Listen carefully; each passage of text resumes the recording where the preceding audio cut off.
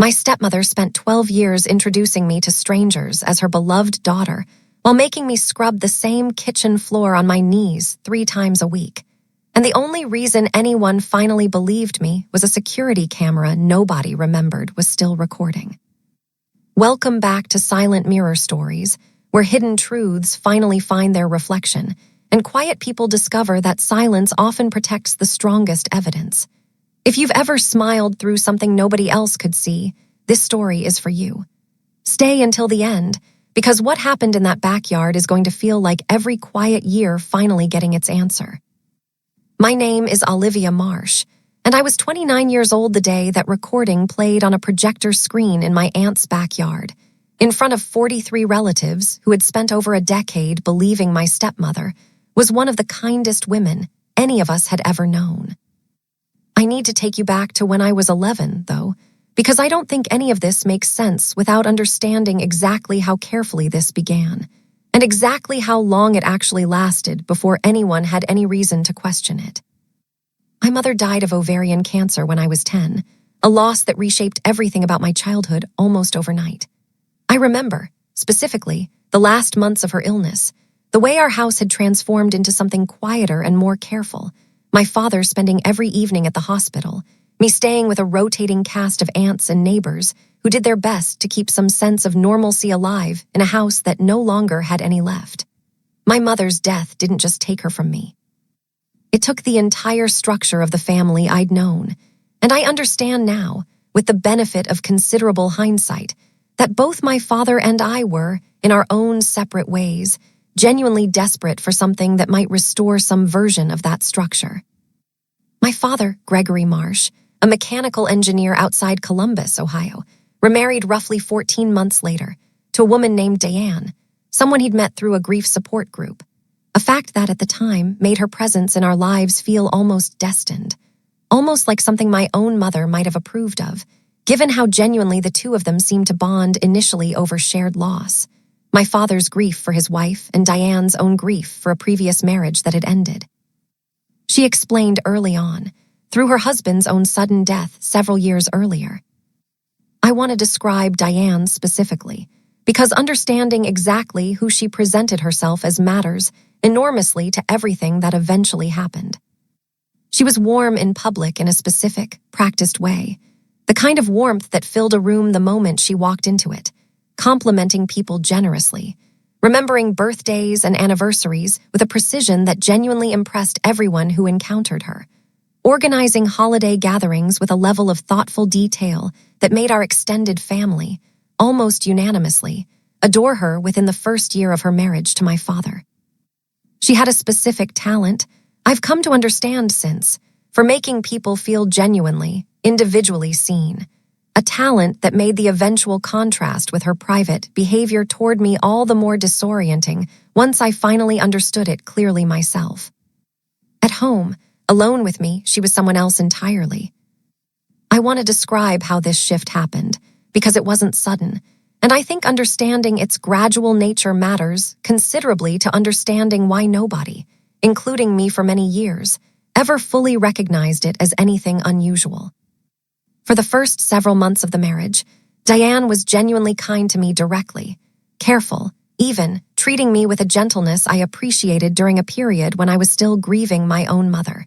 taking me shopping for school clothes, helping me with homework, behaving in every way I could observe at 11 years old, like someone genuinely trying to build a warm relationship with a grieving child. The change began gradually, once she and my father had their own biological daughter, my half-sister Chloe, born roughly a year and a half after their wedding. I was 12 when Chloe was born, and I want to be honest that I don't think Diane consciously decided, in some single dramatic moment, to treat me differently once she had a biological child of her own. I think, rather, that something in her simply reorganized itself around Chloe as the genuine center of her attention and affection, while I gradually, steadily, became something closer to household labor she happened to also be legally responsible for.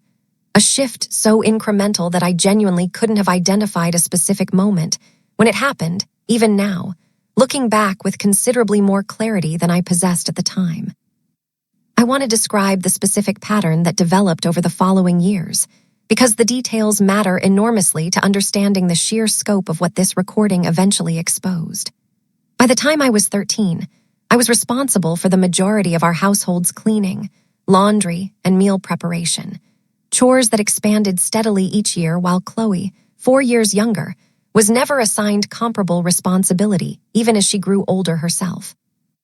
I remember specific tasks with a clarity that surprised me once I began actually cataloging them in my own mind years later. The specific brand of kitchen cleaner Diane insisted on, the exact sequence she required for laundry sorting, the way she'd inspect my work with a critical eye she never once turned toward anything Chloe did in the house.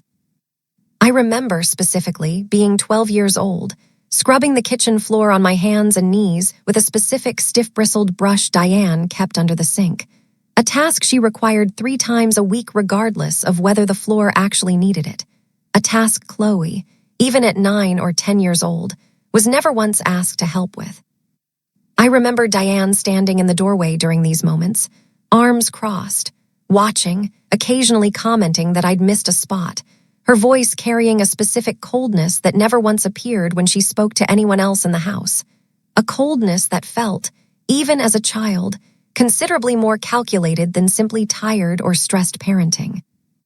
I want to describe my father's role in all of this, because it matters considerably to understanding how this pattern managed to continue undetected for over a decade.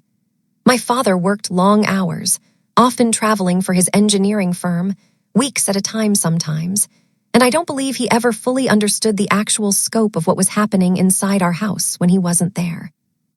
Diane was, I want to be honest, remarkably skilled at ensuring that whatever he did witness looked, on the surface, like reasonable household participation rather than the disproportionate labor it actually represented. Timing her instructions to me for moments when he was out, and presenting an entirely different household dynamic whenever he was present. A dynamic where I might occasionally help with dishes alongside everyone else. Nothing that would ever appear unusual to a father who genuinely trusted his wife's judgment about running their shared household. I want to describe a specific incident when I was 14, because it captures the exact texture of what those years actually involved, and I think it's important that I describe it in detail rather than simply summarizing the general pattern. I came down with a genuine fever, roughly 102 degrees, and Diane, upon finding me still in bed at 8 in the morning, told me that lying around wouldn't get the house cleaned before my aunt's visit that afternoon, and that I needed to get up and finish vacuuming the downstairs before I could rest. I remember vacuuming 3 rooms with my head pounding and my vision occasionally blurring, sitting down periodically on the stairs to catch my breath before continuing, while Chloe, 5 years old at the time, watched cartoons in the next room, entirely unaware at her age that anything unusual was happening at all. I remember, that same afternoon, Diane greeting my aunt at the door with genuine warmth, mentioning, cheerfully, that I'd been a little under the weather, but had insisted on helping get everything ready anyway. A specific reframing that transformed her own demand into my apparent choice. A technique I recognize now as something she used repeatedly throughout those years, presenting every instance of my forced labor as my own voluntary eagerness to help, a framing that made it considerably harder, even for me, to fully name what was actually happening. I want to be honest about why I never told my father directly, in any clear, unambiguous way, exactly what was happening throughout those years. Partly, I was a child, and children often normalize whatever their household actually looks like, assuming, at some level, that this was simply how families worked, that other households probably operated similarly, and I simply didn't have enough outside comparison to recognize how unusual my own situation actually was. And partly, whenever I did attempt, a few times over the years, to mention specific incidents to him, Diane was always present, always ready with a calm, reasonable-sounding explanation that reframed whatever I described as either an exaggeration or a simple, ordinary household expectation any responsible daughter should accept without complaint.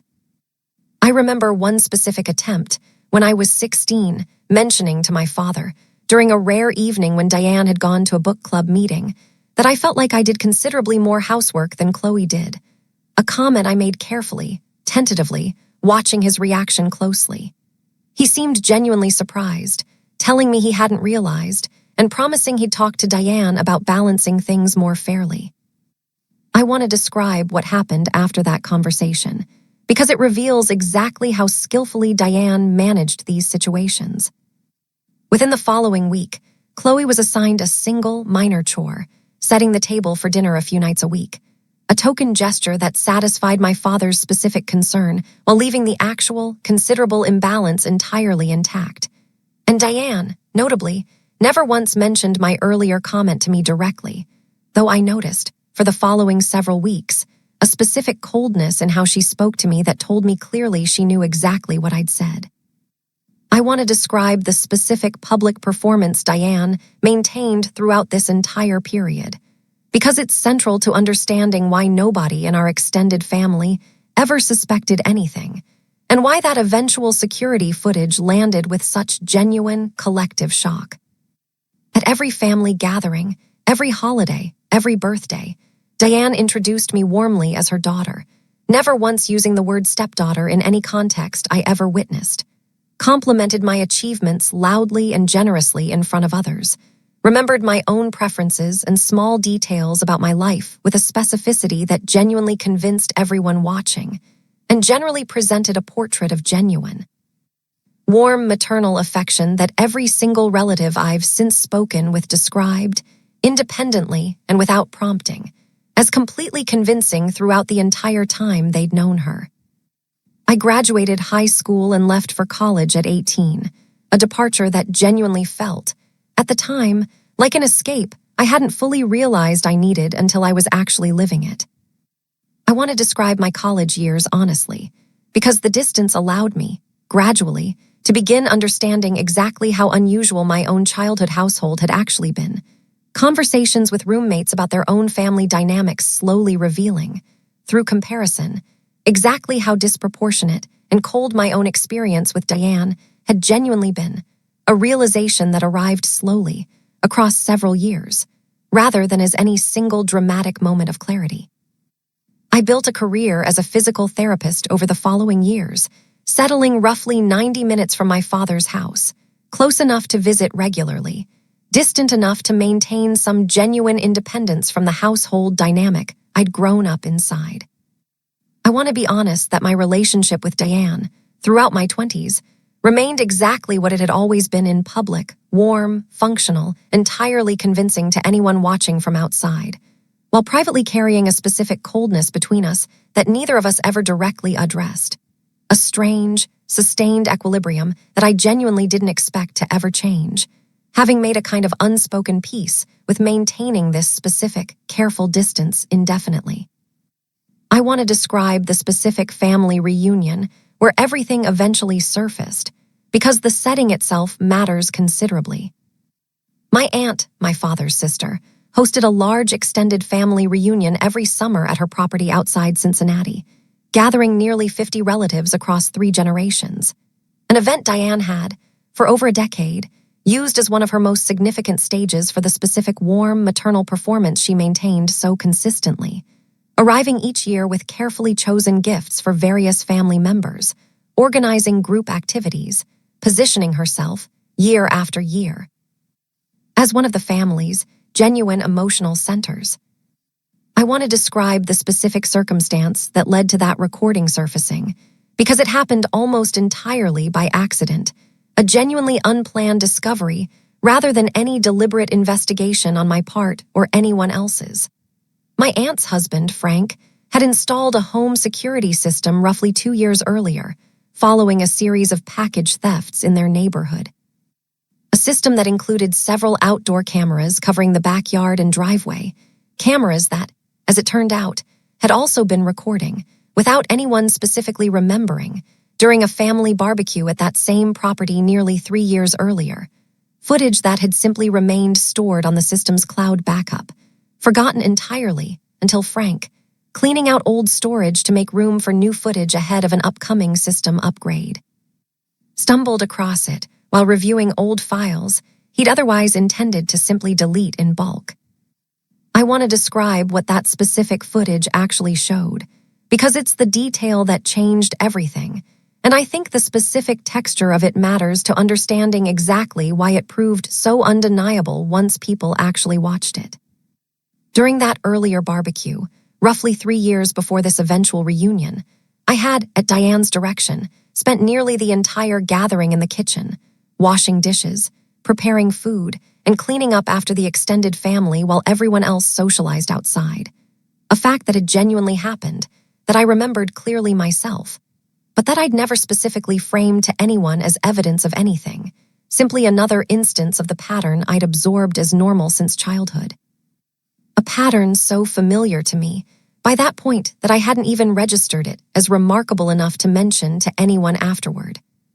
The camera, positioned to cover the back patio, had captured, at various points throughout that afternoon, a specific series of moments nobody had ever intended to be documented. Diane, standing near the patio doors, calling into the kitchen for me to hurry up with another tray of food, her voice carrying a sharpness entirely different from the warm tone she used with every guest outside. A tone I'd heard directed at me thousands of times over the years, but that nobody else in our extended family had ever witnessed directly. A moment, roughly 40 minutes later, where I emerged briefly to bring out a serving dish, visibly exhausted, and Diane, in front of several relatives, complimented me warmly, telling everyone how much she just loved having me help. A specific, practiced line I recognized immediately once I watched it back, before turning back toward me, once the guest's attention shifted elsewhere, and telling me, quietly but audibly on the recording, to get back inside and finish the rest before dessert. Her entire demeanor transforming within the space of about 4 seconds. I want to describe the specific moment Frank found this footage, because he told me, later, exactly what prompted him to bring it to that year's reunion at all. Watching it himself, initially simply out of curiosity while clearing storage space, he found himself genuinely disturbed by the specific contrast between Diane's public warmth and the private coldness the camera had accidentally captured. A contrast he mentioned to my aunt, who, upon watching it herself, encouraged him to show it more broadly, understanding, I believe, that this footage represented something considerably more significant than simple old party footage. Something that deserved to be seen rather than quietly deleted, along with everything else being cleared from that storage system. I want to describe that reunion day itself, because I had absolutely no idea, walking in, that any of this was about to happen. The gathering proceeded normally through the afternoon, food and conversation and children running through the yard exactly as they had every summer for as long as I could remember. And it was during the evening, once most of the meal had concluded, and people had settled into lawn chairs for the traditional post-dinner slideshow of old family photos and videos that my aunt organized every year. A beloved tradition that usually involved nothing more dramatic than embarrassing childhood photos and old birthday party footage. That Frank mentioned, casually, that he'd found some old footage from a previous reunion he thought people might enjoy seeing. I want to be honest that I felt nothing but mild curiosity in that moment, having no idea what was actually about to play across that projector screen, sitting comfortably in a lawn chair beside my cousin, expecting, at most, some funny old clip of a cousin's toddler falling into the pool or something equally lighthearted. I want to describe watching it myself, alongside everyone else, because experiencing my own past exploitation displayed publicly, unexpectedly, generated a specific, disorienting flood of emotion I hadn't prepared for at all. I watched myself, 3 years younger, moving between the kitchen and the patio, visibly tired, while Diane's voice, captured with a clarity none of us had anticipated given the camera's original, entirely unrelated purpose, called out instructions with a coldness that bore no resemblance whatsoever to how she spoke to me in every other memory anyone present actually held, a coldness that made the hair on my own arms stand up. Watching it played back at a volume loud enough for 43 people to hear clearly. I want to describe the specific silence that fell over that backyard, because I think it revealed, more clearly than anything else that entire evening, exactly how completely convincing Diane's public performance had been for over a decade. 43 relatives sat in genuine, stunned silence, watching a version of our family dynamic none of them had ever suspected existed. Diane's own sister-in-law, seated near the front, visibly covering her mouth with her hand partway through the footage. Several other relatives exchanging the specific, wide-eyed glances of people trying to reconcile what they were watching with everything they'd believed for years. I want to describe Diane's reaction, because it revealed something genuinely important about the entire situation. She attempted, initially, to laugh it off, suggesting the footage was simply out of context, that of course she'd asked for help during a busy family gathering, that this was completely normal and Frank was making something out of nothing, her voice carrying a specific, practiced lightness that had worked, effectively, for over a decade on every single person in that yard. But the footage continued for nearly 6 minutes, capturing several additional moments across that same afternoon, each one reinforcing the same specific pattern, the same coldness the moment guests' attention shifted away, until the explanation she was attempting simply couldn't hold against what everyone present was watching directly with their own eyes, her practiced lightness becoming increasingly strained with each additional clip. I want to describe what happened once the footage finished playing, because the following conversation matters considerably to how this entire situation eventually resolved. My aunt, visibly shaken herself, asked me directly, in front of everyone, whether this represented an isolated incident or something more ongoing, a question I answered honestly, for the first time in front of my entire extended family, describing, briefly but clearly, the actual pattern that had defined my childhood from roughly age 12 onward. Watching, as I spoke, the specific expressions of shock and, gradually, recognition move across the faces of relatives who'd apparently, in hindsight, noticed small things over the years without ever fully connecting them into any larger pattern. I want to describe my father's reaction specifically, because it's the part of this story that still, honestly, generates the most complicated feelings for me even now. He sat in genuine, visible shock, and I watched him process, in real time, in front of dozens of relatives, exactly how thoroughly he'd missed what had been happening inside his own house for years. A realization that clearly devastated him, understanding, I believe, that his own frequent absence and his own trust in Diane's presented version of our household had allowed this to continue for far longer than it ever should have. He didn't defend Diane in that moment, which I want to note specifically, because I think it mattered enormously to how the rest of that evening unfolded. He simply sat, silent, his own expression carrying a specific grief I recognized as genuine rather than performed. I want to describe the following weeks honestly, because I don't think this story resolved with some single, clean, dramatic moment, despite that reunion revelation being genuinely significant. My father moved out of the house he'd shared with Diane roughly 3 weeks later, initiating divorce proceedings that remain ongoing, conversations between us. Since that reunion, considerably more honest and difficult than anything we'd discussed across the preceding 15 years. Him apologizing repeatedly for not seeing what should have been visible to him directly. Apologies I've accepted, genuinely, understanding that his failure to see clearly reflected Diane's specific, deliberate skill at concealment, considerably more than any deliberate negligence on his own part. I want to describe Diane's position within our extended family now, because it's shifted considerably from what it was before that footage played. Relatives who'd once genuinely adored her now approach her with a careful distance, several having quietly stopped inviting her to family gatherings altogether, understanding, I think, that whatever warmth she genuinely projected publicly for over a decade had existed alongside something considerably darker that none of them had ever been positioned to witness directly until that recording surfaced, a specific, permanent shift in how our entire extended family understands and discusses her now. My relationship with Chloe, my half-sister, now 16, has actually grown considerably closer since that reunion. Once she began, I believe genuinely, examining more honestly certain patterns she'd absorbed throughout her own childhood without ever fully questioning why her own household expectations had always looked so different from mine. She told me, during one particularly honest conversation roughly a month after the reunion, that she'd sometimes noticed, growing up, how much more I seemed to be doing around the house, but had never had the language or the confidence to ask her own mother directly why that imbalance existed, an admission I appreciated considerably, understanding it as its own quiet, difficult reckoning she was working through herself. I want to be honest about where things stand now, several months out from that backyard revelation.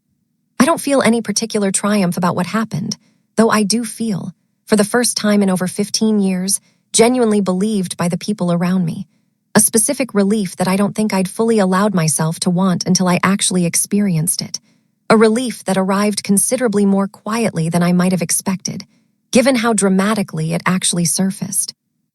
I still think, sometimes, about how close that footage came to simply being deleted, cleared away as old storage space nobody needed anymore. 12 years of a specific, careful private cruelty that might have remained entirely invisible forever if one camera, positioned for an entirely different purpose, hadn't happened to capture 6 accidental minutes that no performance, however convincing, could ever fully explain away once people were finally allowed to see it directly. My stepmother spent 12 years making sure everyone believed she loved me exactly the way she loved her own daughter, certain that whatever happened behind our closed doors would simply stay there forever. What she never anticipated was that a forgotten security camera, running for reasons that had nothing to do with either of us, would end up capturing the one thing her careful performance could never actually survive: the plain, undeniable truth of exactly how she spoke to me the moment she believed nobody who mattered was watching closely enough to notice. If this story stayed with you, subscribe to Silent Mirror Stories, where every reflection reveals another hidden truth. Tell me in the comments, have you ever had someone's true self accidentally exposed after years of a convincing public performance?